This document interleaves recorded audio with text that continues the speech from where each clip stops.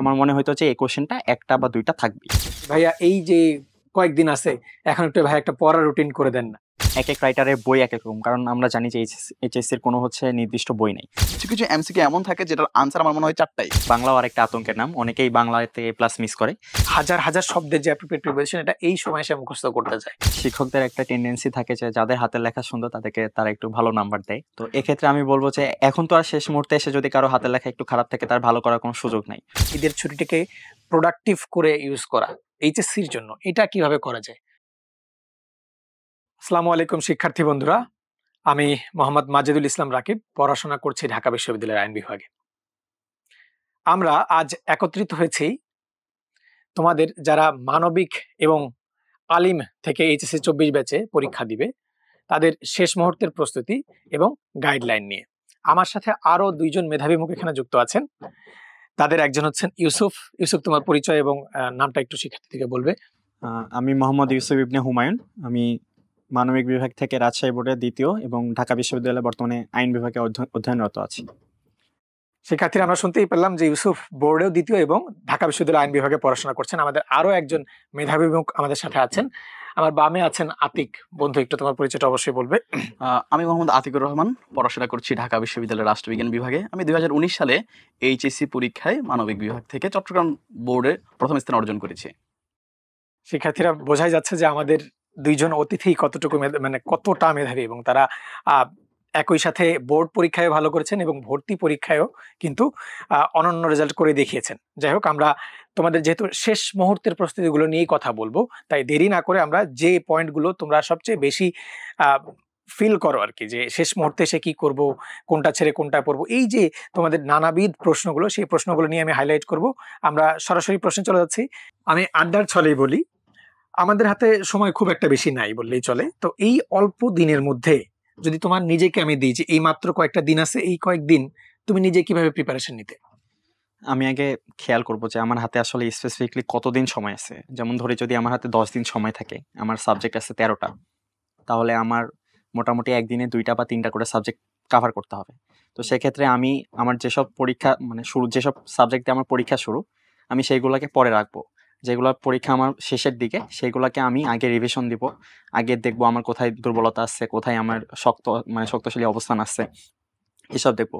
আর সবচেয়ে বড় যেটা করতাম সেটা হচ্ছে আমি এমসিকিউতে জোর দিতাম। মূল বই আমি ভালো মতো পড়তাম এবং কোশ্চেন ব্যাংক, তারপর মডেল টেস্ট পেপার এইসব দেখতাম।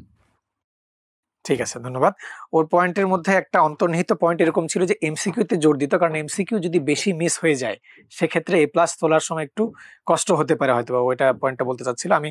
আতিকের কাছে যাবো। আতিক, যদি এই যে কয়দিনের সময় থাকে, 2 সপ্তাহ বা 2 সপ্তাহের আশেপাশে হলে, তখন তোমার প্রস্তুতি কিভাবে হতো? তুমি তো বোর্ড ফার্স্ট, বলো। আমি আগে দেখতাম আমার কোনো উইক পয়েন্ট আছে কিনা, কোনো সাবজেক্টে, স্পেসিফিক সাবজেক্টের মধ্যে আমি কি খারাপ করছি কিনা প্রতিনিয়ত আমার পরীক্ষাগুলোতে, আমার প্রস্তুতিতে কোনো সাবজেক্টে ঘাটতি আছে কিনা। যদি ঘাটতি থেকে থাকে তাহলে আমি ওই সাবজেক্টে একটা নির্দিষ্ট টাইম অ্যালট করতাম, 4 দিন 5 দিন আমি ওই সাবজেক্টে অ্যালট করতাম, এবং ওই 4-5 দিন আমি শুধু ওই সাবজেক্ট পড়ে আমার উইক পয়েন্টটাকে আমি স্ট্রং পয়েন্ট বানিয়ে ফেলতাম। আর যদি এমন উইক পয়েন্ট আমার যদি না থেকে থাকতো তাহলে আমি স্বাভাবিকভাবেই এই শেষ সময়ে এসে বোর্ড প্রশ্নগুলো আরও ভালো করে সমাধান করার চেষ্টা করতাম।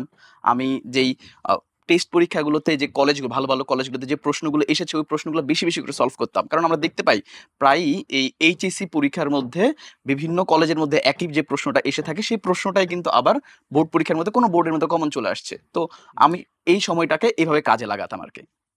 Thank you. আমরা ওর থেকেও সুন্দর একটা উত্তর পেয়েছি।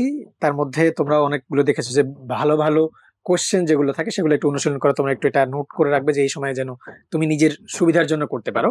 ধন্যবাদ তোমাদের দুজনকে সুন্দর উত্তরের জন্য। আমি পরবর্তী কোশ্চেন যেটা শিক্ষার্থীরা সবচেয়ে বেশি করে সেটা হচ্ছে যে এই যে কোনো একটি সাবজেক্ট আমি নিচ্ছি, সেই সাবজেক্টের গুরুত্বপূর্ণ চ্যাপ্টার এটা বাছাই করার সময় ওদের কাছে অনেক সময় কষ্টকর হয়, বিশেষ করে যারা হয়তো বা কোথাও মডেল টেস্ট দিতে পারছে না, কিংবা বইও অনেক সময় অনেকে কিনেই না। তো সেক্ষেত্রে আমি কি করব, যে চ্যাপ্টার কোনটা অল্প সময়ে পড়বো বা এই সময় শেষ সময় কোন চ্যাপ্টারটা গুরুত্ব দিব, এটা কিভাবে করবো?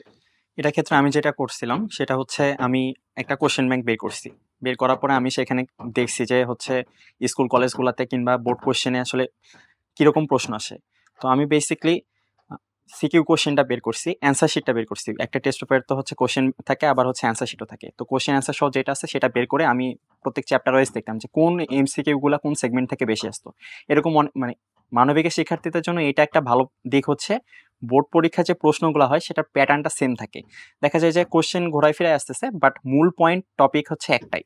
তো আমি এগুলা বের করে তারপরে হচ্ছে আমি আমার প্রিপারেশনটা সাজাইছি যে ঠিক আছে তাহলে আমার হচ্ছে এইসব জিনিস বেশি বেশি করে পড়তে হবে। আমি সিকিউটা কিভাবে লিখবো, সৃজনশীল প্রশ্নের উত্তরটা কিভাবে, গ নাম্বারটা কিভাবে লিখবো, ঘ নাম্বারটা কিভাবে লিখবো, এগুলো আমি সাজাই ফেলতাম। যে আমার মনে হইতো যে এই কোশ্চেনটা একটা বা দুইটা থাকবেই। তো এটা হচ্ছে কোশ্চেন ব্যাংক বা টেস্ট পেপার দেখলেই বোঝা যায়। Thank you. তার মানে আমরা সুন্দর একটা উত্তর পেয়েছি। আমি একই প্রশ্ন যদি আতিকের কাছেই ছুড়ে দিই যে হচ্ছে চ্যাপ্টারের ভিতরে ও বললো যে কনসেপ্টটা বুঝে পড়াটা জরুরি, বা ওই কনসেপ্ট থেকে যেহেতু বারবার ঘুরে ফিরে প্রশ্ন আসে। তোমার ক্ষেত্রে যদি বলি যে চ্যাপ্টার কোনটা পড়বো অল্প সময়, তোমার কি পরামর্শ? ডেফিনিটলি আমি ইউসুফের সাথে একদমই একমত। ও যেভাবে বলল যে মানবিক বিভাগের যে সাবজেক্ট গুলো আছে সেখানে প্রশ্ন প্যাটার্নটা কিন্তু একটা একটা নির্দিষ্ট ধাঁচ প্রত্যেক বছর ফলো করা হয়। সো আমি শিক্ষার্থীদেরকে এই পরামর্শটাই দিব, সে যাতে ওই কোয়েশ্চেন গুলো অ্যানালাইজ করে। এবং আমরা অনেক সময় হচ্ছে ভাবি একটা চ্যাপ্টার অনেক বড়, সো আমরা বলি যে এই চ্যাপ্টারটা না পড়ি, কিন্তু এমন আসলে করার কোনো প্রয়োজন নেই। কারণ মানবিকের চ্যাপ্টার যতই বড় হোক না কেন, সেখানে যদি আমি বাছাই করে কোয়েশ্চেন প্যাটার্নটা বুঝি, তাহলে কিন্তু আমি সহজেই ওই চ্যাপ্টারটা শেষ করতে পারবো। আমি একটা উদাহরণ যদি দেই, যেমন অর্থনীতির মধ্যে দ্বিতীয় চ্যাপ্টারটা নিয়ে শিক্ষার্থীদের মাঝে আতঙ্ক তৈরি হয়ে থাকে যে দ্বিতীয় চ্যাপ্টার আমি কিভাবে শেষ করবো, এত বড় একটা চ্যাপ্টার, এত কিছু। তবে যদি কোয়েশ্চেন ব্যাংক বা বিগত বছরের প্রশ্নগুলো আমি অ্যানালাইজ করি, তাহলে আমরা দেখতে পাই যে হচ্ছে চাহিদার অংশ থেকে প্রশ্ন আসছে, চাহিদার স্থিতিস্থাপকতা থেকে আসছে, যোগান থেকে আসছে, যোগান রেখা অঙ্কন থেকে আসছে, এবং হচ্ছে ভারসাম্য থেকে প্রশ্ন আসছে।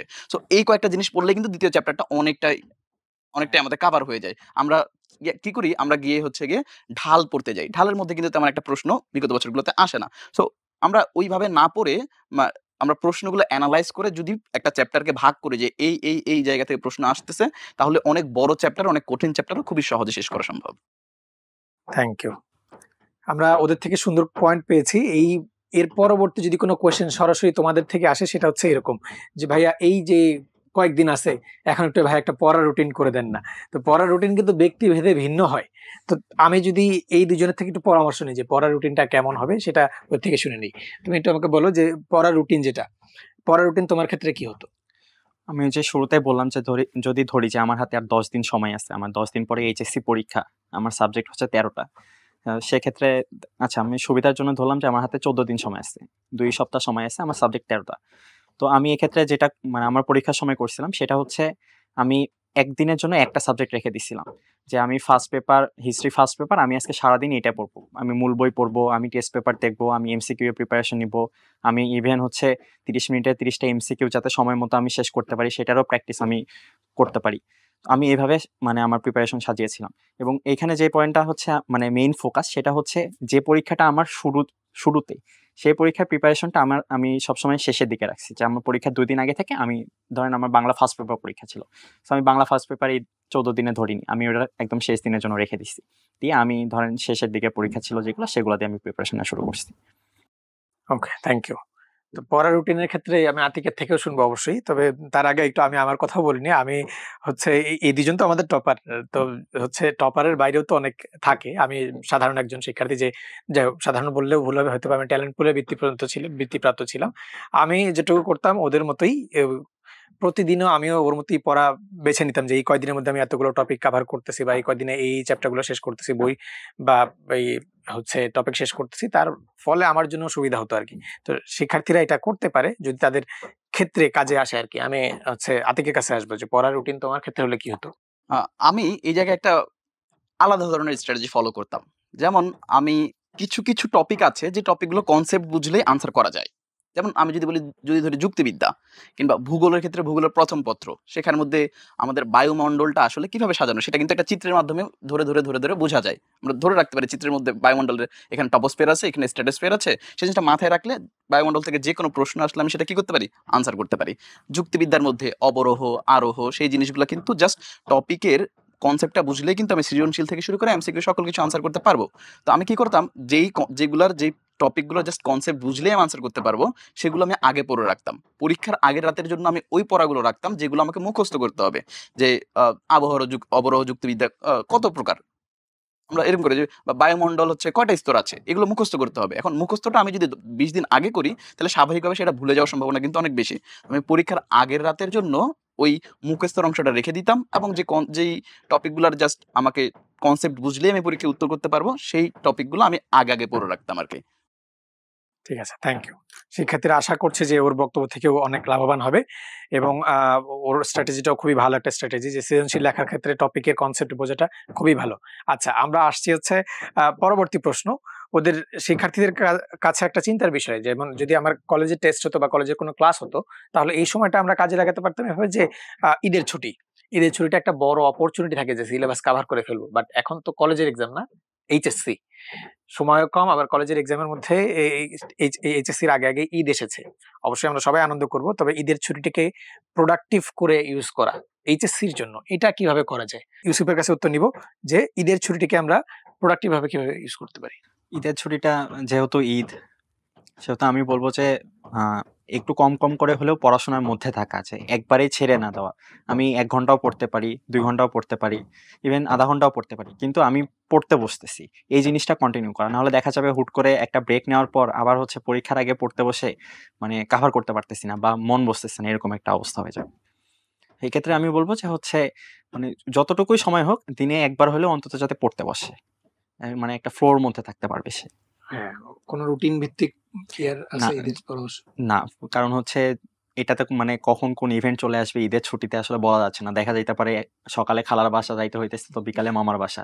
তো মানে যতটুকু সে সময় পাবে একটু ফ্রি টাইম, এক্ষেত্রে হচ্ছে সে সহপাঠ বই যেটা আছে এটা আমাদের একদমই পড়া হয় না, সো এখানে গল্প নাটক এইসবই আছে, সে এইসব পড়তে পারে, এটা একটু দেখে নিল। শিক্ষার্থীদের জন্য কাজে দেয়। হ্যাঁ, আমি আতিকের কাছে আসবো যে ঈদের ছুটি, এই দিনগুলোকে আমরা হচ্ছে কিভাবে পড়াশোনার সাথে একটু হলেও কানেক্টেড থাকতে পারি, শিক্ষার্থীদের চাওয়া আর কি, যে ঈদের ছুটিতে আমি কি করতে পারি। ঈদ আসলে আনন্দ তো করতেই হবে, ঈদ মানেই আনন্দ, ঈদ আনন্দ তো করতেই হবে।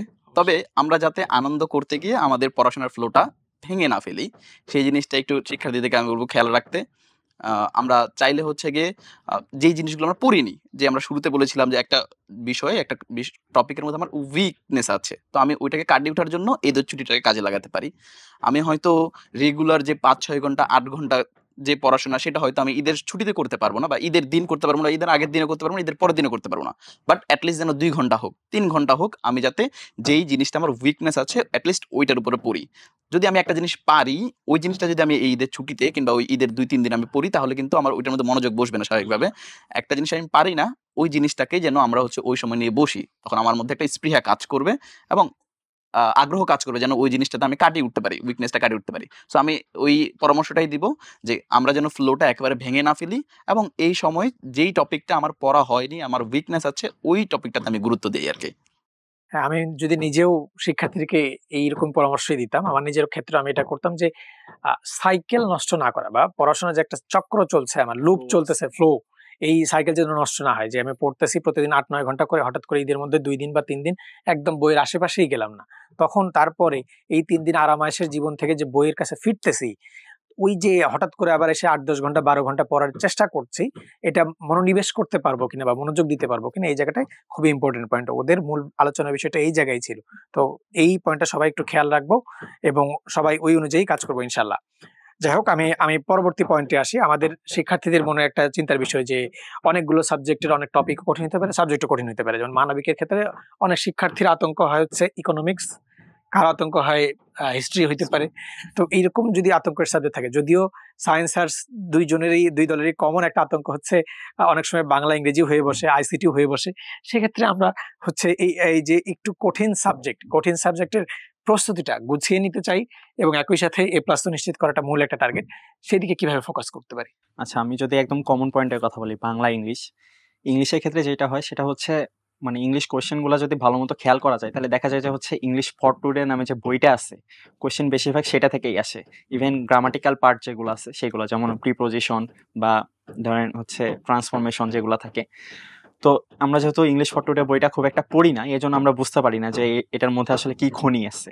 তো আমি বলবো যে অন্তত 1-2 বার হইলেও যাতে ইংলিশ ফর টুডে বইটা যেটা সিলেবাসের মধ্যে আছে সেটা যদি রিডিং পড়তে পারে, তাহলে মাথায় একটা আইডিয়া চলে আসবে। দেখা যাচ্ছে যে সে প্যারাগ্রাফ কমন পাইতে পারতেছে, কিংবা হচ্ছে প্রিপোজিশন পাচ্ছে, তারপরে হচ্ছে সুইটেবল ওয়ার্ড যেগুলো থাকে ফিল ইন দ্য গ্যাপস সেগুলো কমন করতে পারে।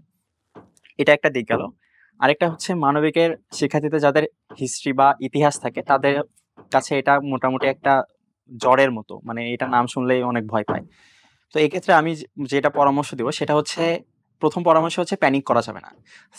সাবজেক্টটা অনেক কঠিন, ঠিক আছে, অনেক তারিখ তারপর সাল এসব মুখস্থ করতে হয়, কিন্তু যদি একটু সিস্টেমেটিক্যালি প্রিপারেশন নেওয়া যায় এটাতে, তাহলে হচ্ছে অনেক ভালো নাম্বার তোলা যায়। যেমন হচ্ছে আমরা যেটা করতাম কলেজে সেটা হচ্ছে আমরা হিস্ট্রি যখন সৃজনশীল লিখতাম তখন হচ্ছে আমরা পয়েন্ট পয়েন্ট করে লিখতাম গ আর খ। যেমন একটা ইন্ট্রো দিতাম, দিয়ে তারপরে হচ্ছে মেইন যেটা আমার হচ্ছে উত্তর করতে হবে সেটা 1 নাম্বার 2 নাম্বার 3 নাম্বার 4 নাম্বার এইভাবে 4-5টা পয়েন্ট করে লিখে শেষে একটা নোট দিয়ে ছেড়ে দিতাম। তো এক্ষেত্রে এটা করে যেটা সুবিধা হচ্ছে সেটা দেখা গেছে যে আমার বোর্ড পরীক্ষায় হিস্ট্রিতে অনেক ভালো নাম্বার আসছে। আর আরেকটা বিষয় হচ্ছে যে তারিখ যেহেতু মনে থাকে না, সেক্ষেত্রে আমি একটা কথা বলবো, যদি মনে না থাকে তাহলে খুব বেশি তারিখ মুখস্থ করার দরকার নেই, কারণ হিস্ট্রিতে ইভেন্ট অনেকগুলা। তারপরে হচ্ছে আবার এক এক রাইটারের বই এক এক রকম, কারণ আমরা জানি যে এইচএসসির কোনো হচ্ছে নির্দিষ্ট বই নেই। তো এক্ষেত্রে প্রথমে যে কথাটা বলছিলাম যে কোশ্চেন প্যাটার্নটা সেম থাকে, শিক্ষার্থী যারা আছে তারা যদি ওই যে কোশ্চেন প্যাটার্নটা দেখে তখন সে এমনিই বুঝতে পারবে যে আসলে মানে তার কি দরকার। সে দেখা গেল যে ইম্পর্টেন্ট, যেমন ধরি আমি যদি ভাষা আন্দোলনের কথা বলি, সেখানে খুব কয়েকটা ইম্পর্টেন্ট ডেট আছে, বেশি না 2-3টা। সো সে শুধু সেইগুলা মনে রাখতেছে বা কয়েকটা ইম্পর্টেন্ট ইভেন্ট মাথায় রাখতেছে, এভাবে তারপর সে তার নিজের মতো করে অ্যান্সার সাজাইতে পারবে। জাস্ট একটু পয়েন্ট পয়েন্ট করে একটু হাতের লেখা সুন্দর করে লিখলেই হিস্ট্রিতে ভালো নাম্বার পাওয়া সম্ভব। Good, very good, thank you. আমরা কিন্তু তোমার কাছে ওই একই প্রশ্ন নিয়ে আসবো যে কঠিন সাবজেক্টের প্রস্তুতিটা আমি কিভাবে নিব, বা এই যে ও একটা সুন্দর পয়েন্ট বলছে প্যানিক করা যাবে না, তোমার ক্ষেত্রে হয়তো ওইরকমই আসবে। তবে কি করা যায় কঠিন সাবজেক্টের বিষয়ে যদি একটু চিন্তা করি। কঠিন সাবজেক্ট যেটা ইউসুফ বলল, ইংরেজি কিংবা হচ্ছে গিয়ে আমরা যদি ধরি এ প্লাস পাওয়ার ক্ষেত্রে শিক্ষার্থীদের এ প্লাস, বেশিরভাগ শিক্ষার্থীদের এ প্লাস ছুটে যায় আসলে বাংলায়। আমরা আসলে অনেক কল্পনাও করি না, কিন্তু আসলে মানবিক বিভাগের শিক্ষার্থীদের জন্য এ প্লাস পাওয়া সবচেয়ে কঠিন হচ্ছে বাংলায়। বাংলার মধ্যে এ প্লাস পাওয়া অনেক কঠিন, এবং এই জায়গায় হচ্ছে অনেকজনের হচ্ছে এ প্লাসটা ছুটে যায়। সো আমাদের প্রস্তুতিটা হতে হবে স্ট্র্যাটেজিক। আমরা যখন ইংরেজি সেকেন্ড পেপারের কথা চিন্তা করছি কিংবা ইংলিশ ফার্স্ট পেপারের কথা চিন্তা করছি, ইংলিশ সেকেন্ড পেপারে কিন্তু আমার গ্রামার অংশ আছে। তাহলে আমি গ্রামার যদি ভালো পারি, আমি যদি গ্রামার অংশটাকে ভালো করতে পারি, তাহলে কিন্তু আমি 60-এর মধ্যে সেখানের মধ্যে 56-57 তুলতে পারবো। তার মানে আমি রিটেনের মধ্যে আরো যদি 35-36 তুলি, তাহলে কিন্তু আমার মার্ক অনেক বেড়ে যাচ্ছে। আমি কিন্তু এখানে কিছু মার্ক এগিয়ে রাখতে পারছি। আমি এখানের মধ্যে কমপক্ষে 7-8 মার্ক এগিয়ে রাখতে পারছি। ফার্স্ট পেপারের মধ্যে তুলনামূলক দেখা যায় গিয়ে 2 নম্বরের কোয়েশ্চেন আনসার আছে, সেখানের মধ্যে টিচাররা যতই ভালো লিখি না কেন আমাকে 15তে হয়তো 15 দিবে না, আমাকে সামারিতে হয়তো 10-এ 10 দিবে না, আমাকে হচ্ছে গিয়ে রিটেন পার্টগুলোতেও মার্ক অনেক কমিয়ে দিবে। তাহলে দেখা যায় ফার্স্ট পেপারে আমি যত ভালো লিখি না কেন, ওইখানে ওই রিটেন পার্টগুলোর কারণে কিন্তু আমার মার্ক কিছুটা কমে আসতে পারে। তো আমাকে সেকেন্ড পেপারে একটু মাথায় রাখতে হবে এটা, যে আমাকে গ্রামার অংশে একটু ভালো মার্ক তুলতে হবে, তাহলে আমি কিন্তু কিছু মার্ক ফার্স্ট পেপারের জন্য বাঁচিয়ে রাখতে পারবো। ফার্স্ট পেপারের ক্ষেত্রেও সেম দেখা যায়, উইথ ক্লুজ, উইথাউট ক্লুজ কিংবা এমসিকিউ, রিঅ্যারেঞ্জ, এগুলোর মধ্যে কিন্তু ফুল মার্ক। এখানে মার্ক কাটার যদি আমার হয় তাহলে টিচার আমার মার্ক কাটতে পারবে না। সো এই জায়গাগুলোতে যদি আমি ফোকাস করতে পারি, তাহলে এই জায়গার মধ্যে আমি ফুল মার্কগুলো পেলে আমার জন্য কিন্তু এ প্লাস পাওয়াটা খুবই সহজ হবে। বাংলার ক্ষেত্রেও সেম। আমরা বাংলার মধ্যে সবচেয়ে বেশি কঠিন যেটা মনে করি সেটা হলো গিয়ে এমসিকিউ। এমসিকিউর মধ্যে কেউ আজ পর্যন্ত মনে হয় না হচ্ছে গিয়ে, মানে কেউ একদম কনফিডেন্টলি বলতে পারে না যে আমার 25টা প্লাস বাংলা এমসিকিউ হবে। কারণ হচ্ছে কি, কিছু এমসিকিউ এমন থাকে যেটার আনসার আমার মনে হয় 4টাই, বিশেষ করে বহুপদীর আনসার গুলো, তাই না? সো ওই বহুপদীর আনসার গুলা আমরা আসলে আমি শেষ সময়, আমার একদম শেষ সময় আমার বাংলা পরীক্ষা 2 দিন পরে, তখন এক আমার সিনিয়র ভাই ছিল, ওই ভাইকে আমি জিজ্ঞেস করেছিলাম যে ভাই আমি কি করবো, আমার তো কোনোভাবে বহুপদীর আনসার হচ্ছে না। তো ভাই আমাকে একটা পরামর্শ দিয়েছিল যে ভালোভাবে হচ্ছে লেখক পরিচিতি পড়ো, পাঠ পরিচিতি পড়ো। ভালোভাবে আমি লেখক পরিচিতি পড়েছি, আমি পাঠ পরিচিতি পড়েছি, এবং আমার বাংলার মধ্যে কিন্তু 28টা এমসিকিউ হয়েছে। সো এই যে বহুপদীর সমস্যার সমাধানগুলো কিন্তু আমাদের আশেপাশেই আছে, আমরা জাস্ট সঠিক গাইডলাইনটা ফলো করি না। আমরা ওইভাবে করে যদি সঠিক গাইডলাইনটা হচ্ছে গিয়ে নিজের মাঝে আনতে পারি, গাইডলাইনটা ফলো করতে পারি, তাহলে কিন্তু আমাদের যে কোনো কিছু সমাধান করা, যে কোনো সমস্যা সমাধান করা সম্ভব। তাই প্যানিক করা যাবে না, সঠিক স্ট্র্যাটেজি ফলো করতে হবে। আমাকে বুঝতে হবে যে কিভাবে পড়লে আমি সঠিক আনসারের কাছে পৌঁছাতে পারবো। ভাইয়ের সাথে আমি বাংলা নিয়ে আরেকটা অ্যাড করি। বাংলায় যেহেতু হচ্ছে বাংলাও আরেকটা আতঙ্কের নাম, অনেকেই বাংলাতে এ প্লাস মিস করে। তো বাংলায় হচ্ছে এই বহুপদীর ব্যাপারে যেটা বলবো সেটা হচ্ছে ওই ভাই বলছে যে হচ্ছে পাঠ পরিচিতি, লেখক পরিচিতির কথা। আরেকটা জিনিস যেটা আছে যেটা আমরা মিস করি সেটা হচ্ছে শব্দার্থ টিকা। বেশিরভাগ বহুপদীর দেখা গেছে উত্তর এই শব্দার্থ টিকাতেই আছে। যারা পরীক্ষার্থী আছে তারা যদি হচ্ছে শব্দার্থ টিকাটা ভালো মতো পড়ে, তাহলে আমার মনে হয় না যে বহুপদীতে তাদের মিস হইতে পারে বা ছুটে যাইতে পারে। আর আরেকটা ইম্পর্টেন্ট বিষয় হচ্ছে, যে যত বেশি এমসিকিউতে মার্ক তুলতে পারবে তার হচ্ছে ওভারঅল মার্কটা এদিক থেকে আগায় যাবে। কারণ আমরা মানে সৃজনশীলে আসলে মানে যারা খাতা দেখেন তারা কম বেশি মোটামুটি সবাইকে মানে এভারেজ নাম্বারই দেন, খুব বেশি খারাপ না করলে বা খুব বেশি ভালো না করলে। সো আর মানবিকের সাবজেক্টগুলোতে যেহেতু সবই মানে লিখতে হয় অনেক বেশি, তাই নাম্বার উঠানো অনেক কম, মানে কম্পারেটিভলি সায়েন্সের থেকে মানে কম ওঠে। তো এক্ষেত্রে এই জন্য হচ্ছে যেহেতু 30টা করে এমসিকিউ থাকে, সো মানে সবার ট্রাই অ্যাটলিস্ট মানে চেষ্টা করা উচিত 28 থেকে 29টা এমসিকিউ কারেক্ট করা। 30টাও যদি না হয় অ্যাটলিস্ট 28-29টা করতে পারলে এদিক থেকে তারা অনেক আগায় যেতে পারে। Good, very good. এটা অনেক কঠিন একটা বিষয় চলে আসে। আমিও অনেকটা একমত যে বাংলায় আমি তো নিজেই জেএসসিতে বাংলা এ প্লাস মিস করে ফেলেছিলাম জেএসসিতে। তো পরবর্তীতে এসএসসিতে আমি এমনভাবে বাংলা পড়ছিলাম যে এমসিকিউর জন্য মার্ক আসছে বা ইয়ার যখন বোর্ডের মার্ক আসছে দেখছি বাংলা প্রথম পত্রে আমার এমসিকিউ 30, বাংলা দ্বিতীয় পত্রে আমার এমসিকিউ 30। আই ওয়াজ মানে দ্যাট মাচ কি বলবো এটাকে জিদ্দি বলা যায়, যেটা জিদ্দি মানুষ ছিলাম যে আমি আর বাংলায় কোনো কিছু মিস করতেছি না। আমি এখন পর্যন্ত নত্যবিধান, সত্যবিধানের ছন্দ সহ অনেক কিছু মুখস্থ বলতে পারি, ওই একটা জিদ থেকে আর কি। যাই হোক, বাংলার ক্ষেত্রে সবারই সতর্ক থাকা উচিত, টাইম মেইনটেন্স থেকে শুরু করে অনেক কিছুতে। আমি একটা যদি ডেসক্রাইব করি সরাসরি, হ্যাঁ, যে ওরা ইংরেজির পয়েন্টটা নিয়ে আসতেছিল পড়ার ক্ষেত্রে আর কি, ইংরেজি টিচার হিসেবে গাইডলাইন দিব এটা আর কি, বড় ভাই হিসেবেও, যে যদি আমি চিন্তা করি যে ইংলিশ সেকেন্ড পেপারের প্রথম কোশ্চেন আসে প্রিপজিশন। হ্যাঁ, প্রিপজিশনের মধ্যে শিক্ষার্থীরা পড়তে গিয়ে করে কি যে এই 13 দিন বা এই 15-20 দিন যে কয়দিন আছে বই নিয়ে একদম অ্যাপ্রোপ্রিয়েট প্রিপজিশন পড়ে শেষ করে ফেলতেছে। তো এত কষ্ট তো করার প্রয়োজন নাই, আমি তো সিস্টেমেটিক পড়তে পারি। If they analyze the question they will see, বা ইউ উইল সি যে আমি যদি 9টা বোর্ড খেয়াল করি, 9টা বোর্ডের মধ্যে 90টা কোয়েশ্চেন আসবে প্রিপজিশন, 90টার মধ্যে 24-25 23-24টা কোয়েশ্চেন আসে হচ্ছে অ্যাপ্রোপ্রিয়েট প্রিপজিশন, যে addicted to, abide by, abide with, এই ধরনের গুলা। আর বাকিগুলো যেগুলো আইদার প্যাসেজ থেকে আসতেছে অথবা আসতেছে কই থেকে, বই থেকে, ইংলিশ ফটোরি থেকে আসতেছে, তবে জেনারেল রুল আছে কিছু ইউজেস যেটাকে বলি আমরা, যে অন হইলে 8-9টা জায়গায় অন বসে, উইথ বসে 8-9টা জায়গায়, অ্যাড বসে কোন কোন জায়গায়, কোনটার আগে বসছে না, এই যে এই ব্যবহারগুলো এইগুলো পড়লে কাভার হয়ে যায়। তো শিক্ষার্থীরা এটা না করে এই যে হাজার হাজার শব্দের যে অ্যাপ্রোপ্রিয়েট প্রিপজিশন, এটা এই সময় সে মুখস্থ করতে যায়। কারণ এমনিতেই বাংলা ইংরেজি অবহেলিত একটা বিষয় হিসেবে তারা ধরে রাখে যে আমি এই সাবজেক্টের প্রিপারেশন নিতে অনেক কষ্ট হচ্ছে, ইকোনমিক্স, সিভিক্স পড়তেছি, হিস্ট্রি পড়তেছি, অনেক কষ্ট হচ্ছে। তো এই যে এটা একটা ভুল সিদ্ধান্ত। তোমরা যদি এই জিনিসটা অ্যানালাইসিস না করতে পারো, তারপর আমি একটা পরামর্শ দিব। তোমরা অনেকেই উদ্ভাসের মডেল টেস্ট ব্যাচে ছিলা, উদ্ভাসের বই আছে, সেই বইয়ে শুধু প্রিপজিশনটাই আমি বলতেছি। এটা যদি করো, শুধু প্রিপজিশন চ্যাপ্টারটা খুললে দেখবা যে বিগত বছরে যে কোয়েশ্চেনগুলো আছে অ্যাপ্রোপ্রিয়েট প্রিপজিশন এখানে পেয়ে যাবা, যে 2023 সালে 23-24টা আসছে অ্যাপ্রোপ্রিয়েট প্রিপজিশন, বাকিগুলো ইউজেস, বই শুরুতে ইউজেস দেওয়াও আছে।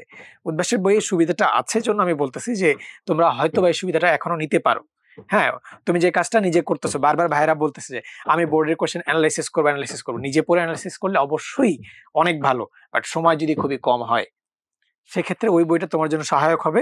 এই জন্য যে ওখানে আমরা অ্যানালাইসিস করে দিয়েছি বা অ্যানালাইসিস করে দেয়া আছে, তুমি জাস্ট শুধু এটা প্রমাণ নিয়ে পড়া শুরু করে দিলা, এটা তোমাদের জন্য সুবিধা হতে পারে। তুমি মডেল টেস্ট ব্যাচে থাকলে ইতিমধ্যে পেয়ে গেছো, এই বইটাকে একটু কাজে লাগাও।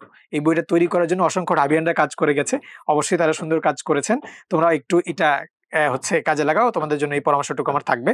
যাই হোক, এখন আসি যে মানবিক থেকে মার্ক তোলা আসলেও কঠিন, সবার মুখে একটা পয়েন্ট চলে আসছে। তো বোর্ড এক্সামের জন্য, বোর্ড এক্সামে আমি যে করণীয়, এই করণীয়টা কি হবে, স্ট্র্যাটেজি কি, বোর্ড এক্সাম স্ট্র্যাটেজি কি, সেটা ডেকোরেশন থেকে শুরু করে মার্ক ভালো পাওয়ার জন্য এভরিথিং হচ্ছে একটু শিক্ষার্থীদের উদ্দেশ্যে বলতে হবে। মানবিক থেকে মানে মার্ক পাওয়ার মানে যে বিষয়টা সেটা হচ্ছে শিক্ষকদের একটা টেন্ডেন্সি থাকে যে যাদের হাতের লেখা সুন্দর তাদেরকে তারা একটু ভালো নাম্বার দেয়। তো এক্ষেত্রে আমি বলবো যে এখন তো আর শেষ মুহূর্তে এসে যদি কারো হাতের লেখা একটু খারাপ থাকে তার ভালো করার কোনো সুযোগ নাই। তো সেক্ষেত্রে বলবো যে হচ্ছে লেখাটা মানে খাতাটা যাতে দেখে একটু ভালো লাগে, একটু দূর থেকে দেখে আমার মনে হচ্ছে যে হাতের লেখাটা সুন্দর, বা দেখে মনে হচ্ছে খাতাটা পরিষ্কার, ভালো মতো মার্জিন দেওয়া আছে, সুন্দর করে নীল কালি ইউজ করছে জায়গায় জায়গায়, এসব জিনিস। আরেকটা জিনিস হচ্ছে সৃজনশীলের ক্ষেত্রে যেটাই অ্যান্সার করি না কেন, পয়েন্ট বাই পয়েন্ট অ্যান্সার করলে আমার মনে হয়, যেমন ওই যে আমি একটু আগে বললাম যে আমরা হিস্ট্রির ক্ষেত্রে একটা ইন্ট্রো দেওয়ার পরে 1 2 3 4 5 এইভাবে একটা পয়েন্টে শেষে নোট দিয়ে রেখে দিছি। তো এইভাবে যদি অ্যান্সার করতে পারে তাহলে হচ্ছে টাইম একটু কম লাগে আর একদম স্পেসিফিক মানে শিক্ষক যে মানে কোশ্চেনে যেটা চাওয়া হয়েছে সেটাই অ্যান্সার করা যায়। নর্মালি দেখা যায় যদি প্যারাগ্রাফ বা প্যারা আকারে লিখতে চায় তখন দেখা যায় অনেক কিছু আনতে হয় খাতা বড় দেখানোর জন্য। কিন্তু যদি আমি পয়েন্ট বাই পয়েন্ট লিখি তাহলে আমার খাতাও ফুল হয়ে যায়, আমি যেটা চেয়েছি সেটাও আমি দিতে পারি এবং আমার টাইমও কম লাগে। আরেকটা জিনিস হচ্ছে অনেকে আবার এই কালির যে ব্যবহার আছে সেটা করতে গিয়ে আবার এক্সেসিভ ব্যবহার করে ফেলে সব জায়গায়, মানে যা করতেছে তাতেই হচ্ছে নীল কালি লাগাই দিচ্ছে। তো এটা করা যাবে না। দেখতে হবে যেমন হচ্ছে কোনো একটা ইম্পর্টেন্ট নাম লিখতেছে বা কোনো একটা ইম্পর্টেন্ট সাল লিখতেছে, সেক্ষেত্রে আমরা নীল কালি ইউজ করতে পারি যাতে শিক্ষক হচ্ছে দেখেই বোঝে যে এই কোশ্চেনে এই সালটা বা এই নামটা হচ্ছে অ্যাসোসিয়েট, তো এটাই এখানে আছে। এই একটা জিনিস। আরেকটা জিনিস হচ্ছে এটা ইকোনমিক্সের ক্ষেত্রে বলবো, ইকোনমিক্স ফার্স্ট পেপার মূলত হচ্ছে আপনার কি বলে এটাতে ম্যাথমেটিক্যাল বেস, অনেক ম্যাথ থাকে, তারপর হচ্ছে গ্রাফ আছে, এইগুলো আছে। তো আমি বলবো যদি সুযোগ থাকে তাহলে যত বেশি ম্যাথ রিলেটেড কোশ্চেন আছে ইকোনমিক্স ফার্স্ট পেপারে এখান থেকে অ্যান্সার করা, তাহলে কারণ হচ্ছে ম্যাথ যদি করতে পারে তাহলে একদম ফুল মার্ক পেয়ে যাচ্ছে, তাকে সে কম টাইমেই অ্যান্সার করতে পারতেছে। আরেকটা জিনিস হচ্ছে ভাই একটু আগে বলছিল যে ইউটিলিটির কথা বা উপযোগের কথা, এরকম হচ্ছে আরেকটা আমাদের টপিক আছে ইলাস্টিসিটি। তো এই টপিকের ক্ষেত্রে এগুলাতে অনেক গ্রাফ থাকে। তো শিক্ষার্থীরা যদি একটু গ্রাফ আঁকানোটা শিখতে পারে যে হচ্ছে মানে কোন ইয়ার জন্য অনেক ডাটা দেওয়া থাকে, তো এগুলা থেকে যদি সে গ্রাফটা আঁকাইতে পারে তাহলে আমার মনে হয় মার্ক পাওয়ার একটু সুবিধা, কারণ আমি এটা আমার পরীক্ষাতে করে দেখছি এবং আমি ভালোই নাম্বার পেয়েছি। খাতার মধ্যে ভিজুয়ালাইজ করাটা হ্যাঁ, ইম্পর্টেন্ট। ভিজুয়ালাইজ করাটা ভিজুয়ালাইজ ইম্পর্টেন্ট। করাটা ইম্পর্টেন্ট, আমি আসলে ব্রডলি জানি। ব্রডলি জানি। আরেকটা বিষয় হচ্ছে জিওগ্রাফি। জিওগ্রাফির একটা সুবিধা হচ্ছে ওটা সায়েন্সের মতো 25 মার্কের এমসিকিউ থাকে আর 50 মার্কের সৃজনশীল থাকে আর 25 মার্ক থাকে হচ্ছে আপনার প্র্যাকটিক্যাল। তো এক্ষেত্রে জিওগ্রাফি পরীক্ষার সময় অনেক টাইম পাওয়া যায়। আর জিওগ্রাফিতে যেহেতু অনেক ছবি আছে, ফিগার আছে, এগুলো আছে, তো আমি বলবো যতটুকু পারা যায় ইভেন হচ্ছে মানে খ নাম্বার যেটা 2 নম্বরে যেটা আছে সেটাতেও যদি সুযোগ থাকে তাহলে পাহাড় পর্বত বা সমুদ্র এসব যদি আঁকানোর সুযোগ থাকে সে যাতে আঁকায়। এক্ষেত্রে হচ্ছে একটা ভালো ইমপ্রেশন ক্রিয়েট হয় যে এই শিক্ষার্থীটা অনেক জানে, সে ভালো রিপ্রেজেন্ট করতে পারতেছে, এক্ষেত্রে নাম্বার তোলা অনেক সহজ হয়। ঠিক আছে, থ্যাংক ইউ। আমি এখান থেকে আরো একটা পয়েন্ট শিক্ষার্থীদের জন্য একটু হাইলাইট করে দিই। ইউসুফ ভাইয়া কিন্তু আনঅফিসিয়ালি একটা হিন্ট দিয়ে গেছে আমাদেরকে যে নীল কালির ব্যবহার। সরাসরি অনেকেই বিশ্বাস করে যে হয়তো বা এই ধরনের ইয়া করা ঠিক না। আমি অফিসিয়াল কোনো কথা বলবো না, তবে ইউসুফ ভাইয়া বলেছেন কি যে সে নিজে ব্যবহার করেছে, তার মানে আমরা হাইলাইট করার জন্য হয়তো বা ব্যবহার করতে পারি। ও সরাসরি ক্যাডেট কলেজের, আমি আমার অনেক বন্ধুকে দেখেছি আর কি, যে যারা বোর্ড ফার্স্ট, বিশেষ করে আমার বন্ধু ছিল শুভ, সে জেএসসিতেও বোর্ড ফার্স্ট, এসএসসিতেও বোর্ড ফার্স্ট, এইচএসসিতেও বোর্ড ফার্স্ট, টানা 3টা বোর্ড ফার্স্ট। তার হাতের লেখা অনেক সুন্দর, আউটলুক প্রচুর ভালো, এবং তাদেরকে দেখছি, তাদের খাতা আমি দেখছি, দেখে নিজে শেখার চেষ্টা করছি। তো ওইখান থেকে আমারটা একটু ইমপ্রুভ হয়েছে। দেখছি যে তারা বিভিন্ন সময় যেটা একেবারেই মানানসই না এর বাইরে, যেমন নীল কলম কিংবা হচ্ছে ভায়োলেট পেন যেটাকে আমরা বলি, বেগুনি কলম, এগুলোকে তাদেরকে আমি ব্যবহার করতে দেখছি। হ্যাঁ, বা অনেকে সাইন পেন ব্যবহার করতে নিষেধ করে, এই জন্য যে এক পেজের অপোজিটে আর একটা পেজে যেন মার্ক না এটা করে, বলতে ভুলে এটা গেছি ইম্পর্টেন্ট। যে সাইন পেন যাতে ইউজ না করে, কারণ সাইন পেনে দেখা যায় যে মানে খাতার অপর পৃষ্ঠাতে দাগ চলে উঠে যায়। গেছে। তবে বল পেন বা জেল পেনে বল হয়তো পেন বা বা একটু জেল সাবধান পেন হলে করতে পারে, করতে পারে। তাই না? তো এটা খাতা ডেকোরেশনের জন্য অনেকেই করতে পারে। আর ভাই আর একটা পয়েন্ট বলছে আউটলুক। আমার যদি এরকম হয় যে আমি খ লিখছি, খ বর্ণটা লিখছি, আমার লেখাটা অনেক সুন্দর, কিন্তু আরেকজনের তোমার লেখাটা একটু খটা দেখে অত সুন্দর লাগতেছে না, বর্ণ সুন্দর হওয়া লাগবে না। আমি উপর থেকে একটা খাতার পেজ দেখলে যেন মনে হয় যে এটা অ্যাপ্লিকেশনের শেষে যেন চাপিয়ে চাপিয়ে না দেই যে ইয়োর ইয়োর ইয়োর হচ্ছে মোস্ট সিনসিয়ারলি অমুক রোল নাম্বার এত এত, চাপায় না দিই। উপরেও যতটুকু গ্যাপ আছে নিচেও যেন অতটুকু গ্যাপ থাকে, এই বিষয়টা মনে রাখা। উপর থেকে দেখে মনে হচ্ছে হ্যাঁ এটা 3 ভাগে ভাগ করা অ্যাপ্লিকেশন, এবং এটা কম্পোজিশন কিংবা এটা স্টোরি, এই জিনিসটা যেন ইম্পর্টেন্ট, এটাই ও একটু হাইলাইট করতে চাচ্ছিল।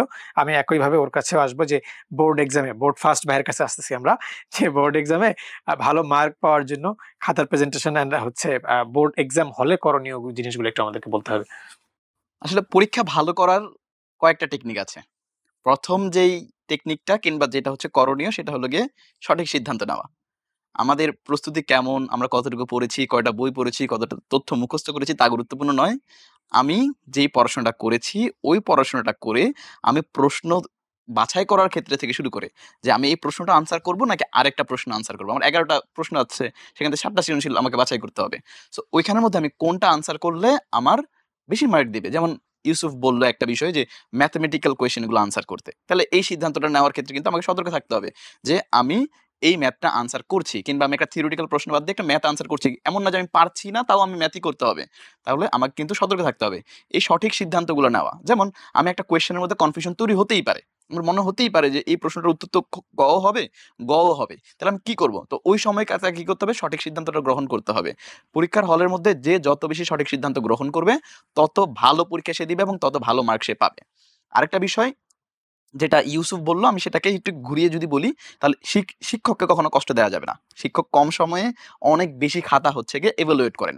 সো আমার একটা খাতা দেখার সময় শিক্ষক যদি বলে আরে কি লিখছে এগুলো, উনি বুঝতেছে না, আমি কন্টেন্ট হয়তো অনেক ভালো লিখেছি, আমার ইনফরমেশন হয়তো অনেক ভালো, বাট ওনার কাছে আমি সহজভাবে সেটা সহজবোধ্যভাবে উপস্থাপন করতে পারছি না। সো আমাকে কি করতে হবে, শিক্ষকের কাছে ওটা সহজবোধ্য করতে হবে, শিক্ষক যাতে সেই জিনিসটা ভালো করে বুঝতে পারে। আমি একটা উদাহরণ দিয়ে যদি বলি, তাহলে যেমন আমাদের সৃজনশীলের গণং প্রশ্ন, গণং প্রশ্নের মধ্যে একটা যদি বাংলা প্রশ্নই বলি, গণং প্রশ্ন হচ্ছে গিয়ে প্রয়োগমূলক। সো প্রয়োগ অনেক শিক্ষার্থী জানে না আসলে এই গণং প্রশ্নটাকে আমি সাজাবো কিভাবে। গণং প্রশ্নে কিন্তু ৩টা অংশ থাকে, প্রথমটা জ্ঞান, দেনটা হচ্ছে অনুধাবন, এরপর হচ্ছে প্রয়োগ। এবার আমি কি করলাম, এর মধ্যে প্রথম যে প্যারাটা আছে সেখানের মধ্যে আমি জ্ঞান লিখলাম না, মানে আমাকে বললো যে যে উদ্দীপকের যে চরিত্র আছে সেই চরিত্রের সাথে অপরিচিত গল্পের কোন চরিত্রের মিল আছে। এখন সে কি করছে, ওই অপরিচিত গল্প কিংবা উদ্দীপকের ইতিহাস পুরোটাকে প্রথম প্যারায় লিখছে, বাট কোন চরিত্রের সাথে মিল আছে সেটা কিন্তু লিখে নাই। তাহলে আমার প্রথম প্যারায় কিন্তু জ্ঞান থাকতে হবে যে চরিত্রের সাথে, সেটা কি মামার সাথে মিলছে, অনুপমের সাথে মিলছে, কল্যাণীর সাথে মিলছে, নাকি অন্য কারোর সাথে মিলছে, সেটা কিন্তু আমাকে প্রথম প্যারাতে একদম এক লাইনেই শেষ করতে হবে। তাহলে জ্ঞানের জায়গায় আমাকে কখনো প্রয়োগ আনা যাবে না, কখনো অনুধাবন আনা যাবে না। দ্বিতীয় প্যারায় এসে আমাকে অনুধাবনের অংশ লিখতে হবে, এবং তৃতীয় প্যারায় এসে আমাকে প্রয়োগ করে দেখাইতে হবে যে এই বৈশিষ্ট্যের কারণে এই চরিত্রটা আমাদের অপরিচিত গল্পের অমুক চরিত্রের সাথে মিলে। সো অনেক শিক্ষার্থী আসলে এই স্ট্রাকচারটাই বুঝে না, এবং প্রায়ই করে কি করে, ওরা কি করে প্রথম অংশের মধ্যে গিয়ে ব্যাখ্যা শুরু করে দেয়, এখন জ্ঞানটাকে সে কি করে একদম শেষে নিয়ে আসে। তাহলে স্বাভাবিকভাবে টিচার যখন খাতা দেখতে যাবে, টিচার আনসার খুঁজতে খুঁজতে দেখবে যে টিচার কি হয়ে গেছে, ক্লান্ত হয়ে গেছে, তখন কিন্তু টিচারের ওই শিক্ষার্থীর প্রতি একটা কি আছে, বিরক্তি চলে আসে। তখন স্বাভাবিকভাবে শিক্ষকের কাছে ওই পাওয়ারটা আছে, তাকে মার্ক কমিয়ে দেওয়ার, এবং তিনি মার্ক কমিয়ে দেন। তাহলে টিচারকে কষ্ট দেওয়া যাবে না, আমার উপস্থাপনাটা এমনভাবে হতে হবে একটা স্ট্রাকচার্ড ওয়ে, যাতে টিচার সহজেই হচ্ছে প্রশ্নের উত্তর পেয়ে যান, এবং আমাকে যত বেশি সম্ভব আমাকে সঠিক সিদ্ধান্ত নিতে হবে। আমার প্রস্তুতি যদি 90% হয়, আমি যদি সঠিক সিদ্ধান্ত 100% নিতে পারি, আমার পরীক্ষা 100% ভালো হবে। Thank you. তোমাদের দুইজনের থেকে কিন্তু আমরা খুব সুন্দর সুন্দর পয়েন্ট পেয়েছি। সেই জায়গা থেকে একটু শিক্ষার্থীদেরকে একটা আমি দিয়ে দিই, সুখবরও দিয়ে দিচ্ছি এক প্রকার আর কি। আমরা ভাইয়ের থেকে কি শুনলাম যে হচ্ছে শিক্ষকের মাইন্ডসেট দিকে একটু খেয়াল রাখতে হবে আমাদের, এবং একই সাথে লেখাটাকে সহজভাবে তুলে ধরা। সৃজনশীলের মধ্যে তিনি প্রয়োগ সহ 3টা ধাপের কথা বললেন, যে গ নাম্বারের ক্ষেত্রে 3টা ধাপ, ঘ নাম্বারে 4টা ধাপ। তো এই 4টা ধাপের উপরে আমরা কিছু তোমাদেরকে গাইডলাইন দিতে পারি কিনা, এটা নিয়ে তোমাদের প্রশ্ন আসতেই পারে যে ভাই একটু আপনারা যদি দেখায় দিতেন। হ্যাঁ, এইটার জন্য কিন্তু আমরা আসবো, এবং বলে রাখি যে তোমাদের এক্সামের আগে আগে আমরা ইনশাল্লাহ উদ্ভাসের পক্ষ থেকে তোমাদের জন্য ক্লাসের ব্যবস্থা রাখছি, যেখানে তোমরা আমাদের সাথে এসে হচ্ছে সুন্দর পরামর্শ তো পাবেই, গাইডলাইন বা কি কি পড়বে কি কি পড়বে না, কিভাবে পড়বে কিভাবে ওটাও পাবে, এবং একই সাথে পরীক্ষার হলে খাতায় কিভাবে ফুটিয়ে তুলবে এই বিষয়টা আমরা ইনশাল্লাহ তোমাদেরকে গাইডলাইন দিয়ে দিব অতি দ্রুত ইনশাল্লাহ। ভাইয়েরাও দিবে, আরো অনেকে আছেন তারা দিবেন ইনশাল্লাহ। আর তো এই সুখবরগুলোর জন্য তোমরা অবশ্যই অপেক্ষা করবে এবং আমাদের পেজে চোখ রাখবে, এটা আমি বলে দিচ্ছি। এছাড়া এখন আমরা শিক্ষার্থীদের আবার যাদের প্রশ্নগুলো আসে বা তাদের চিন্তার বিষয়ে আবার আসছি। একটা মানে সামাজিক যোগাযোগের মাধ্যমের মধ্যে একটু এরকম চিন্তা আছে যে অনেকেই দেখি যে এই সময় 6-7 ঘন্টার লম্বা ম্যারাথন ক্লাস করতেছে নিজেকে ইয়া করার জন্য, শেষ মুহূর্তে এসে যদি করি ক্লাস থেকে উপকৃত হই, উপকৃত হবে না এমন না, তবে এই শেষ মুহূর্তে এসে টপার ভাইরা কি করে এটা আমি জানতে চাই, যে শেষ মুহূর্তে এসে কি ম্যারাথন ক্লাস 6-7 ঘন্টা করাটা বেশি গুরুত্বপূর্ণ, নাকি মডেল টেস্ট দিয়ে নিজের একটু দক্ষতা বাড়ানোটা ইম্পর্টেন্ট, কোনটা হলে সুবিধা হতো? আমি ইউসুফের কাছে আসবো। আমার পরামর্শ হলো যে এখন আসলে সেলফ এভালুয়েশনের টাইম। আমার নিজের কোথায় দুর্বলতা আছে, কোথায় আমি ভালো করতে পারবো, এসব খুঁজে বের করা এবং সেভাবে প্রস্তুতি নেওয়া আর কি।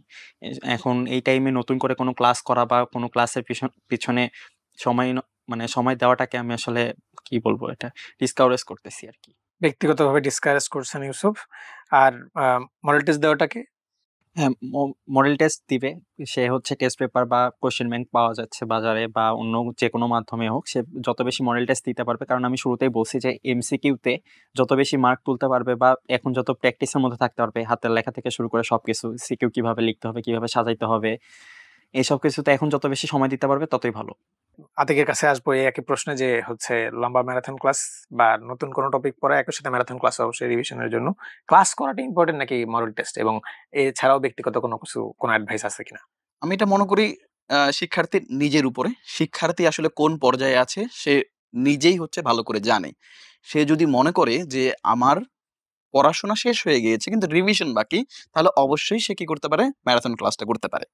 তবে পাশাপাশি মডেল টেস্ট দেওয়াটা খুবই গুরুত্বপূর্ণ। আমি যত ভালোই প্রিপারেশন নেই না কেন, আমি যদি ওই পরীক্ষার যেই এনভায়রনমেন্ট সেটা যদি আমি না বুঝতে পারি, তাহলে স্বাভাবিকভাবে আমার প্রস্তুতিটা আমি সেখানে গিয়ে রাঙাতে পারবো না। তাহলে যদি সে মনে করে তার পড়াশোনা শেষ হয়েছে কিন্তু রিভিশন বাকি, তাহলে ম্যারাথন ক্লাস করতে পারে। যদি সে মনে করে আমার রিভিশনও হয়ে গেছে, আমার এখন শুধুমাত্র পরীক্ষার এনভায়রনমেন্টটা বোঝা উচিত, তাহলে সে যত বেশি সম্ভব মডেল টেস্ট দিবে। সেটা সেলফ এভালুয়েশন হতে পারে, কোনো কোচিং এ হতে পারে, বা যে কোনো জায়গায় হচ্ছে গিয়ে সে এই কাজটা করতে পারে। তো আমি যদি ব্যক্তিগতভাবে এখানে একটা পয়েন্ট বলি, যে আমি একটু আগে বলেছিলাম যে জেএসসিতে আমি বাংলায় A+ মিস করছিলাম। হ্যাঁ, বাংলায় A+ মিস করে মূল কারণ ছিল হচ্ছে টাইমিং। আমি একটা সৃজনশীল লিখতে গিয়ে, প্রথম সৃজনশীল লিখতে গিয়ে ১ ঘন্টা শেষ করে ফেলছি। ১ ঘন্টা ১০ মিনিটের মধ্যে শেষ করে ফেলছি। বাট প্রথম সৃজনশীলের জন্য সর্বোচ্চ ৩০ মিনিট নেওয়া উচিত। তারপর এগুলোতে ২৫ মিনিটের মধ্যে কভার করার চেষ্টা করা উচিত। এরকম যদি আমরা টাইমিং মেইনটেইন করে আসি, যদিও ব্যক্তিগত বিষয়। বাট একটা পর্যায়ে গিয়ে আমি দেখি যে আমার ৩ টা সৃজনশীল বাকি আছে, কিন্তু আমার হাতে ১ ঘন্টাও সময় নেই। নাই সময়। তো ৪০-৪৫ মিনিটে ৩ টা সৃজনশীল লেখা একদম বিপজ্জনক একটা ব্যাপার। এই জায়গা থেকে আমি শিক্ষার্থীদেরকে বলব যে টাইমিং মেইনটেইন করে মডেল টেস্ট নিজে থেকে দিলে হয়তোবা এখন সুবিধা। আমাদের উদ্ভাসের কিছুদিন আগে ফাইনাল মডেল টেস্ট হয়ে গেল। ওইখানের এই উদ্ভাসের মডেল টেস্টটা একটু স্পেশাল এইজন্য ছিল যে আমরা জানি যে শিক্ষার্থীরা পরীক্ষা দিত। পরীক্ষা দেওয়ার পর ওদের খাতাটা সরাসরি ঢাকায় চলে আসতো। ঢাকায় থেকে আমরা মার্ক করে দিতাম এবং বলে দিতাম যে প্যারাগ্রাফের এই জায়গাটা এটা হইলে মার্ক বেশি পাওয়া যাবে। স্টোরি এই জায়গায় এইভাবে পজিটিভ করলে ভালো। অবশ্যই আমরা ক্লাস দিচ্ছি। অনশর্ট ক্লাস আছে আমাদের। তারপরে হচ্ছে বাংলা এবং ইংরেজির ফ্রি ক্লাসও আমরা দিচ্ছি। শিক্ষার্থী যারা আছো তাদেরকে বলছি, মানবিকের বিশেষ করে মানবিক অথবা যারাই দেখো না কেন তাদেরকে বলছি যে তোমাদের জন্য কিন্তু আমরা বাংলা এবং ইংরেজির ফ্রি কোর্স নিয়ে আসছি। আমাদের উদ্ভাসের ওয়েব পোর্টালে আসলে তোমরা সম্পূর্ণ বিনামূল্যে জাস্ট রেজিস্ট্রেশনটা তোমাকে করতে হচ্ছে। ওয়েব পোর্টাল থেকে আমরা ৭-৮টি লেকচার দিয়েছি। ৭টি লেকচার ইংরেজির, ৭টি লেকচার বাংলার, যেখানে এইচএসসির গুরুত্বপূর্ণ যে টপিকগুলো বাংলা ইংরেজির সবগুলো গুছিয়ে দেওয়া আছে। ওরা একটা একটা করে যদি লেকচার করে সবগুলো topic A to Z cover হয়ে যাচ্ছে। আমাদের বেসিক থেকে শুরু করে বোর্ড কোয়েশ্চেন সলভ সবকিছু আমরা এখানে করে দিচ্ছি। এতে শিক্ষার্থীরা অবশ্যই উপকৃত হবে। যদি কারো এখনো মনে হয়, ধরলাম যে কারো কানেক্টর পড়া প্রয়োজন, তো সে কানেক্টরের জন্য কি করবে, এই যে এখানে ৬-৭টা ক্লাস আছে, এখানে সে কানেক্টরটা দেখে নিতে পারবে এবং সেটা বেসিক সহ। আমাদের উদ্ভাসের অভিজ্ঞ টিচারগণ, সিনিয়র টিচারগণ নিচ্ছেন যেন শিক্ষার্থীদের সুবিধা হয়। একই সাথে বোর্ড পরীক্ষার কোয়েশ্চেন কিভাবে মাইন্ডসেটে প্র্যাকটিস করা যায় ওটাও আছে। যাই হোক, আমরা ছিলাম হচ্ছে মডেল টেস্ট নাকি ম্যারাথন ক্লাস, দুই ভাইয়ের কাছে থেকে আমরা ইনপুট পেয়েছি এরকম যে হয়তোবা মডেল টেস্ট দেওয়াটা সবচেয়ে বেশি বেটার সেলফ ইভ্যালুয়েশনের জন্য, কারণ পরীক্ষা হলে গিয়ে যেন এনভায়রনমেন্টটা বুঝতে পারি। তোমরা নিজেদের ক্ষেত্রে এখন যেহেতু প্রায় শেষ সময়, এই সময় মনে হয় না যে নিজে ছাড়া কোনো উপায় আছে, তো নিজের দিকে একটু নজর দিতে হবে। প্রায় আমরা শেষের দিকে আলোচনার, এখানে এসে শিক্ষার্থীদের মনে একটা বিষয় উঠে আসে যে অ্যাডমিশন বিষয়ক একটা দুশ্চিন্তা তাদের মধ্যে থাকেই। হ্যাঁ, তো আমি ইউসুফকে বলবো যে এই যে কয়দিন আছে মাত্র, এই সময় এসে তোমার পরামর্শ কি ওদের জন্য, অ্যাডমিশনের দুশ্চিন্তা যারা করছে? আমার এখন পরামর্শ থাকবে যে হচ্ছে, যেহেতু সময় খুবই কম, এইচএসসি পরীক্ষাতেই হচ্ছে মূল ফোকাস রাখার। কারণ এইচএসসিতে যদি কোনো একটা দুর্ঘটনা ঘটে, তখন কিন্তু অ্যাডমিশনে এসে সে মানে ওই ভুলটা সে কখনোই আর কভার করতে পারবে না, যে ভুলটা সে এইচএসসিতে করবে। সেক্ষেত্রে আমি বলবো যে হাতে অ্যাডমিশনের জন্য এখন অনেক সময় আছে। তো বোর্ড পরীক্ষাতে আগে মনোযোগ দেওয়া, ভালো মতো প্রিপারেশন নেওয়া। কারণ আমরা জানি যে বোর্ড পরীক্ষায় আমরা যে জিপিএটা পাই বা যে নাম্বার পাই, সেটার বেসিসে আমরা আসলে অ্যাডমিশন টেস্টে বসতে পারবো কি পারবো না এটা ডিফাইন করে। তো এই ক্ষেত্রে আমি বলবো যে এখন অ্যাডমিশনের চিন্তা একেবারে মাথা থেকে ফেলে দাও। এখন শুধু সামনে একটাই জিনিস, এইচএসসি। ওর পয়েন্টে একটা পয়েন্ট আসছে, শিক্ষার্থীরা তোমাদেরকে বলে দিই যে হচ্ছে নির্দিষ্ট জিপিএ ছাড়া বিভিন্ন বিশ্ববিদ্যালয়ে ভর্তি পরীক্ষায় অংশ নেওয়া যায় না।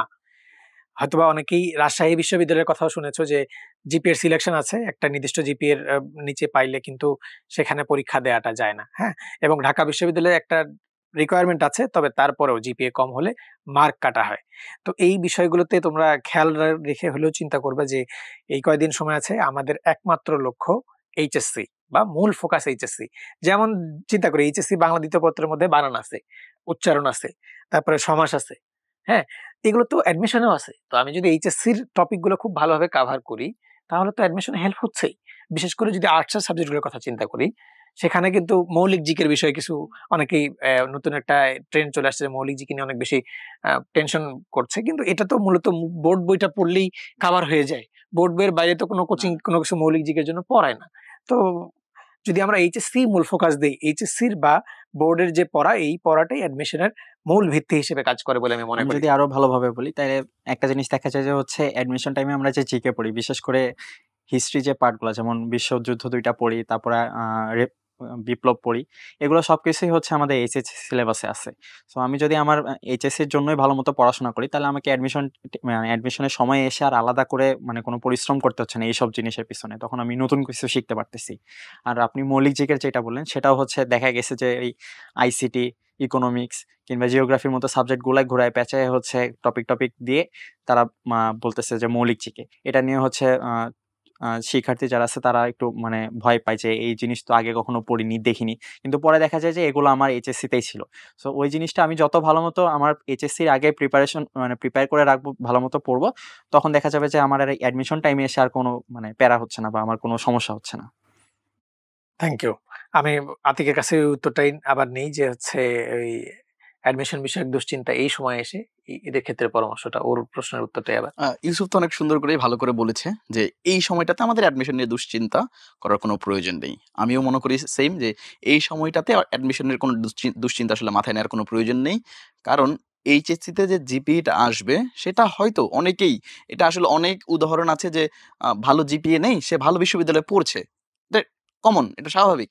বাট এই যে জিপিএটা যে একটা কনফিডেন্স আমাকে দিবে কিংবা একজন শিক্ষার্থীকে দেয়, সেই জিনিসটা কিন্তু কম জিপিএ দিয়ে হচ্ছে না। যে কম জিপিএ দিয়ে হচ্ছে বিশ্ববিদ্যালয়ে পড়ছে, সে পুরো অ্যাডমিশন জার্নিটাতে ওই হীনম্মন্যতায় ভোগে কিংবা ওই দুশ্চিন্তায় ভোগে যে আমার তো জিপিএ কম, একটা মাথার উপর একটা প্রেশার থাকে। সো আমি বলবো যাতে সে একটা ভালো রেজাল্ট নিয়ে থাকে, যে আগে থেকে যে আমার কনফিডেন্স আছে যে আমার একটা ভালো রেজাল্ট আছে। সো ওই কনফিডেন্সটার জন্য অ্যাটলিস্ট তার কি করা উচিত, যাতে এইচএসসির পরীক্ষাটা যেন সে ভালো করে বেশি করে গুরুত্ব দেয়। এবং এইচএসসির এখন কিন্তু বিশ্ববিদ্যালয়ের ভর্তি পরীক্ষাগুলো এইচএসসির যে বইগুলো আছে সেগুলোর উপর অনেক কিন্তু প্রশ্নগুলা ভর্তি পরীক্ষার প্রশ্নগুলো অনেকগুলো কিন্তু এই এইচএসসির বইগুলো থেকে আসে। সো দেখা যায় এই বইগুলো যদি আমি ভালো করে পড়ি, আমার এইচএসসির অনেক প্রিপারেশন কিন্তু অলরেডি হয়ে যাচ্ছে। সো এইচএসসির জন্য ভালো করে পড়াশোনা করুক এই সময়টাতে। এই সময় আমার পরামর্শ থাকবে এইচএসসির জন্য একদম যেন আমার সর্বোচ্চ যেন দিতে পারি, শিক্ষার্থীর জন্য দিতে পারে। পাশাপাশি এইখান থেকে যে রেজাল্টটা আসবে সেটা আমার যেহেতু পরবর্তী কনফিডেন্স বুস্ট আপ করবে, তার মানে রেজাল্টটা এখানে অনেক বেশি গুরুত্বপূর্ণ। তবুও আমি শিক্ষার্থীদেরকে বলবো যে হ্যাঁ, কোচিং নিয়ে টেনশন সবারই থাকে। যেমন আমি ছোট এক শব্দে উত্তর যে হচ্ছে কোচিং এ ভর্তি হওয়া নিয়ে ওদের মধ্যে একটা থাকে। এটা নিয়ে আমার মনে হয় না চিন্তার কিছু আছে। শিক্ষার্থীরা চাইলেই ফ্রি ক্লাস মনে হয় সব প্ল্যাটফর্মে করা যায় আজকাল, তাই না? আমারও এটাই পরামর্শ থাকবে যে এখনো সব কোচিং এ ফ্রি ক্লাস করা যায় আগে, তো সেটা সে করতে পারে। এছাড়াও সবার কলেজেরই সিনিয়র ভাই বা আপু আছে যারা ভার্সিটিতে পড়তেছে, তারা কোচিং করছে, তাদের থেকেও তারা ইনসাইড খবর নিতে পারে, পরামর্শ নিতে পারে। এক্ষেত্রে আসলে এইচএসসির আগে এটা নিয়ে কোনো ধরনের মানে মাথা ব্যথার আমি কোনো কারণ দেখতেছি না, কারণ পরীক্ষা শেষ হলে এমনিতেই অনেক টাইম। তারপরে যাদের এই ধরনের সমস্যা আছে তাদের জন্য এটাই সাজেশন থাকবে যে হচ্ছে সে ফ্রি ক্লাস করতে পারে, দেখতে পারে যে কোন কোচিং কিরকম পড়াচ্ছে। এছাড়াও তার তো বললাম যে কলেজের যারা সিনিয়র ভাইয়া বা আপু আছে তাদের থেকে শুনতে পারে। হ্যাঁ, আমি এটা তোমার থেকে শুনে নিলাম এক্সট্রা ভাবে, এই জন্য যে ও কিন্তু এবারই চান্স প্রাপ্ত এবং সে বিউপিতে সেকেন্ড হয়েছে, ঢাকা বিশ্ববিদ্যালয়ে 18তম হয়েছে, রাজশাহী বিশ্ববিদ্যালয়ে 21তম হয়েছে, তাই না? এবং প্রায় সবগুলো বিশ্ববিদ্যালয়ে আইন আসছে, ঢাকা বিশ্ববিদ্যালয়তে পড়াশোনা করা হচ্ছে সামনে, তাই তো? এটাই টার্গেট। হ্যাঁ, আমি যদি ইউসুফের সাথে কিছু জিনিস অ্যাড করি, তাহলে হচ্ছে গিয়ে ইউসুফ যেটা বলল যে সিনিয়র ভাইদের সাথে কথা বলা কিংবা হচ্ছে কি একটু খোঁজ খবর নেওয়া। যেমন আমাদের কিন্তু উদ্ভাসে এবার কিন্তু খ ইউনিট আমাদের চালু হয়েছে, বি ইউনিট মানবিক শিক্ষার্থীদের জন্য। সো অনেক শিক্ষার্থী কিন্তু অলরেডি আমাদের এই বি ইউনিট বা উদ্ভাসের উপরে কিন্তু ভরসা রেখেছে। অনেকে কিন্তু অলরেডি অ্যাডমিশন হয়ে গেছে। তারা কিন্তু তাদের ডিসিশন নিয়ে নিয়েছে। তারা কিন্তু দুশ্চিন্তা মুক্ত হয়ে গিয়েছে। তাহলে অনেক শিক্ষার্থী যেখানে ভরসা রাখছে, আশা করি আমাদের এই শিক্ষার্থীদেরও, যারা হচ্ছে এখনো কোনো কোচিং নিয়ে ভর্তি হয়নি কিংবা দুশ্চিন্তায় আছে, তাদেরও আসলে চিন্তা করার কোনো প্রয়োজন নেই। উদ্ভাস তাদের সাথে সর্বক্ষণ আছে। আমি এই দুজনের সাথেই একমত না হয়ে পারছি না, তবে তার পাশাপাশি একটু বলে যাই যে আমাদের উদ্ভাসের পক্ষ থেকেও কিন্তু আমরা খতে খুশির খবর নিয়ে এসেছি। সারা দেশেই আমরা সর্বত্র খ ইউনিট নিয়ে আসছি। আমাদের মূল মোটোই হচ্ছে সকল শাখায় সমান সেবা নিয়ে আসা আর কি। তো তোমরা অবশ্যই ইতোমধ্যে অনেকে আমাদের বাংলা ইংরেজির ফ্রি ক্লাস করেছো, তোমরা জানো যে আমাদের অনলাইন ক্লাসের মান বা অফলাইন ক্লাসের মানও কতটুকু হয়। সকল জেলায় ঢাকা বিশ্ববিদ্যালয়ের শিক্ষার্থীরা যায়। তো আমাদের সেবার মান তোমরা দেখেছো বা দেখতে পারো, এখনো সুযোগ আছে। দেখে সেবা সম্পর্কে জেনে বা বি ইউনিটের কতটুকু সার্ভিস আমরা দিচ্ছি, কি কি দিচ্ছি না দিচ্ছি সবকিছু জেনে অবশ্যই তোমরা সিদ্ধান্তটা গ্রহণ করো। এবং এর বাইরে যদি আমি একটুখানি অ্যাড করে দিই, তাহলে বলেই দিই যে আমরা দেখতে পাচ্ছি বোর্ডে সেকেন্ড ভাই আছেন, এ পাশে দেখতে পাচ্ছি বোর্ডে ফার্স্ট ভাই আছেন, আমি নিজে বিশ্ববিদ্যালয়ে ভর্তি পরীক্ষায় দ্বিতীয় হওয়া, এরকম অনেক মেধাবী শিক্ষার্থীরা বি ইউনিটকে নিয়ে প্রতিদিন ম্যাটেরিয়ালস থেকে শুরু করে ক্লাস নেওয়া, কিভাবে তোমাদেরকে সুন্দর সেবা দেওয়া যায় এটা নিয়ে আমরা চিন্তা করে যাচ্ছি এবং কাজ করে যাচ্ছি। তো আহ, সন্দেহের কোনো অবকাশ নেই যে এখানে টপাররাই পড়াবেন এবং টপারদের পড়ানো ভালোই হওয়ার কথা। তো তোমরা, আমি নিমন্ত্রণ করে গেলাম তোমাদেরকে যে উদ্ভাসের ক্ষতে খুশির খবরে তোমরা কোনো ধরনের দুশ্চিন্তা না করে চলে আসো, এবং ইনশাল্লাহ প্রতিটি ব্রাঞ্চে ব্রাঞ্চে ঢাবিয়ান ভাইয়া পুরো গিয়েই ক্লাস নিবে বলেই নিশ্চিত থাকো। আমরা তোমাদের সাথে দ্রুতই ক্লাসে দেখা করবো ইনশাল্লাহ, এবং একই সাথে বলে দিই যে all the best for HSC. তোমাদের এইচএসসির যে কোনো গাইডলাইনের জন্য আমরা আছি এতদিন, অবশ্যই আমাদেরকে পাবে। যে কোনো প্রশ্ন থাকলে আমাদের পেজের ইনবক্সে কিংবা কমেন্ট বক্সে জানিয়ে দিতে পারো এই ভিডিওরই, আমরা আছি। এবং এছাড়াও কিন্তু আমাদের ভার্সিটির কমিউনিটির একটি গ্রুপও রয়েছে, সেই গ্রুপে এসেও তোমরা যে কোনো ধরনের প্রশ্ন করতে পারো, এইচএসসি অথবা অন্য যে কোনো প্রশ্ন। ধন্যবাদ সবাইকে আমাদের সাথে যুক্ত থাকার জন্য, এবং এইচএসসির জন্য আবারও শুভকামনা।